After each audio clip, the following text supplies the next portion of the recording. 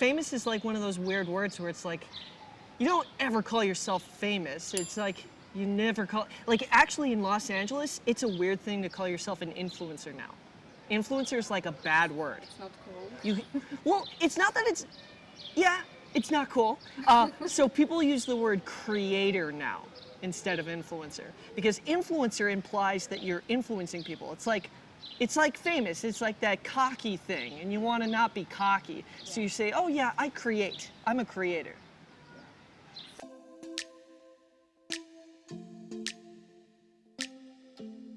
Snapchat has done a lot of the wrong decisions over the last few years, and you can tell that by their stock price. Evan's made a couple bad moves, especially with the way that the UI works on Snapchat, but what Snapchat is great at is positioning themselves for the AR future. AR meaning augmented reality or mixed reality. Snapchat's in a perfect position once AR becomes more commonplace in consumer culture.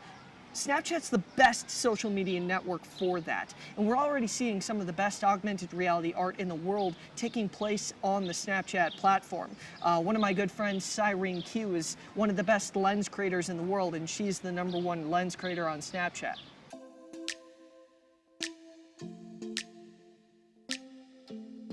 It depends on what you're calling content, because I think that content as an idea is constantly evolving.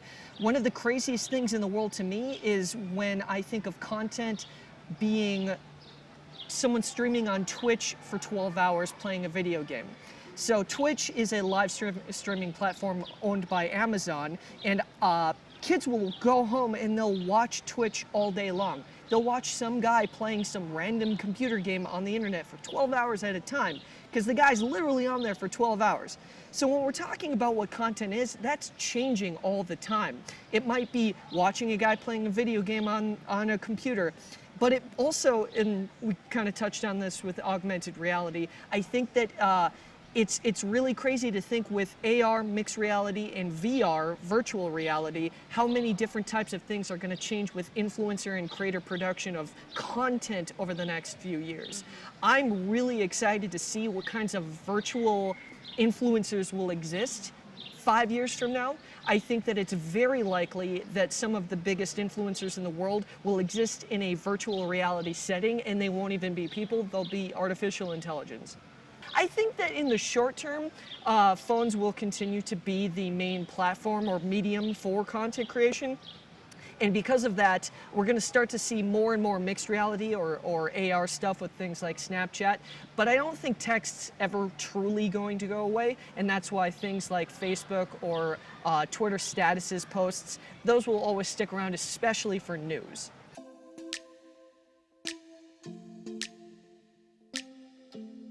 Various different apps have tried to make audio-centric social media platforms, and they've all kind of failed. So one of the most popular ones that was trying to compete with Twitter on an audio basis was an app called Anchor.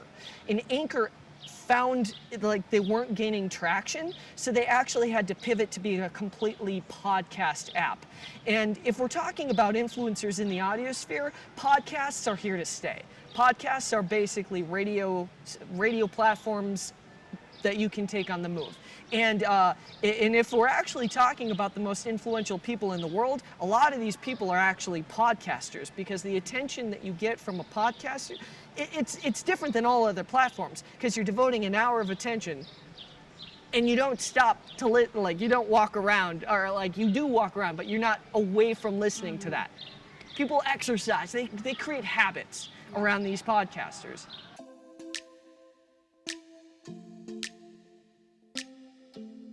Fortnite, if you don't know, is the most popular video game and computer game in the world right now, and you can even play it on your phone. So it started off as just a computer game, but it went much further than that. So when we're talking about the social media platforms of the future, we're talking about where avatars are. And if you don't know what an avatar is, it's basically your version in a computer form. So Snapchat has Bitmoji, and the avatar on on Fortnite is something that you can buy lots of peripherals and clothes for. And people are spending thousands of dollars to look cool on Fortnite. And what you're going to begin to see is people taking that Fortnite avatar and putting it in different games and different social media things. So Fortnite actually this month purchased House Party, which is one of the most popular video streaming platforms for Generation Z. And we're going to be interested to see how that integrates within Fortnite. Fortnite is also going to, so Fortnite is owned by Epic, and Epic Games is going to be continuing to make other games where you'll likely be able to use your avatar there as well.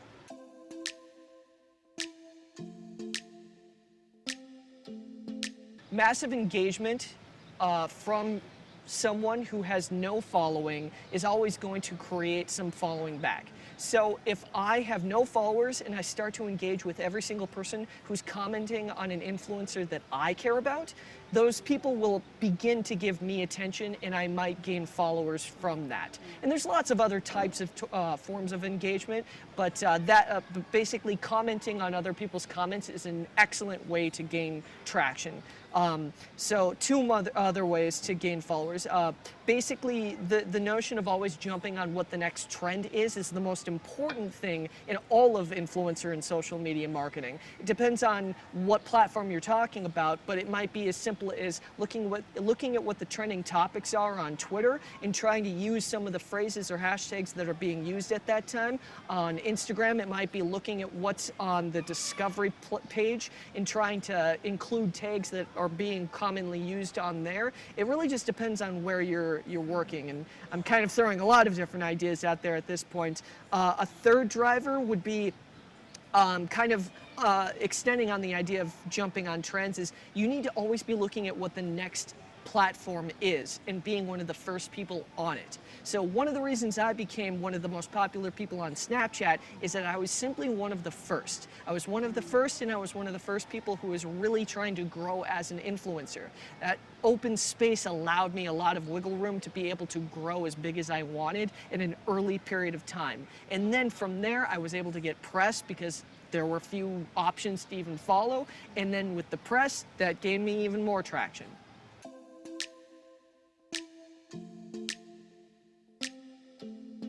I kind of give off the vibe like I was kind of just doing it and it happened, but I've actually been specifically very tactical about every decision I've made. So when I talk about how I'm a quirky guy, because I really am a quirky guy, I might be a little serious right now, but if you ever see me on stage, I'm a very quirky guy. And I realized very quickly that with Snapchat specifically, with the short periods of time, I could expose myself to being that quirky, but also keep a serious lifestyle behind the scenes. People enjoyed that quirkiness, and that was one of the ways that I was able to grow on Snapchat.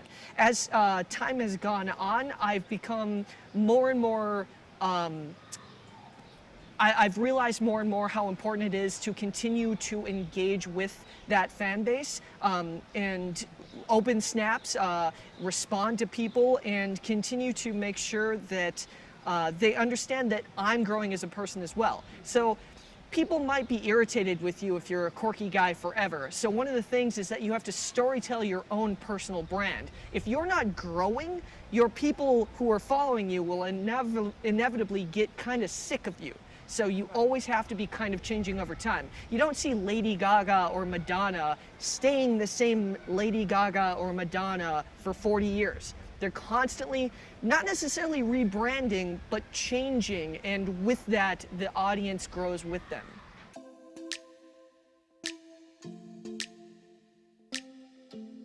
One of the things a lot of people don't know is that being an influencer is one of the least fun professions you could probably have. It's a constant grind, meaning it's constant work. Every single day, you have to plan things around the idea of content creation. So you have to think, I want to go to McDonald's, but I probably shouldn't because I need to go to a restaurant to be able to take a photo of my nice food. And I can't go out with these friends I want to see. I have to go out with these influencer friends that I need to be seen with. So there's a lot of the internet celebrity culture that just becomes really distasteful, and you really don't like it when you're in it. Yeah, the money can be good, but even the money doesn't stick around forever unless you're constantly working on rebranding and growing and all this stuff. It's a lot of work.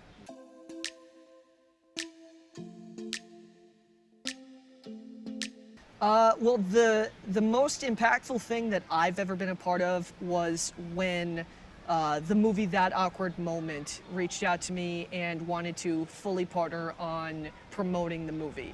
It was the first time in which a person on Twitter actually had a movie based on their Twitter account. I had this account called That Awkward Moment, and a movie was retitled to be called That Awkward Moment in order to grow with me, and that was by far and away the coolest brand integration that I've ever been a part of.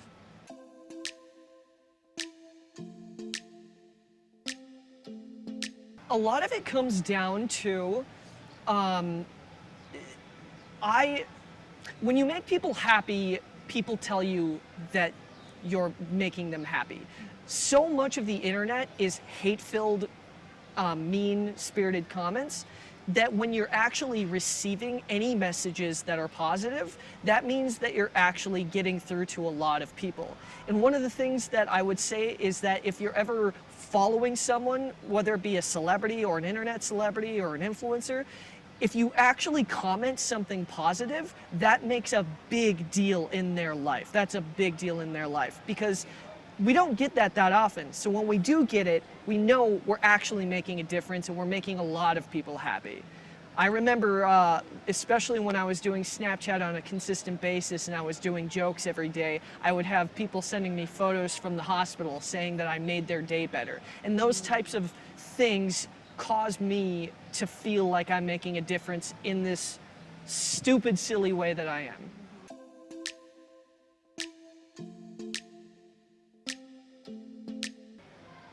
Quite simply, be the change you want to see in the world.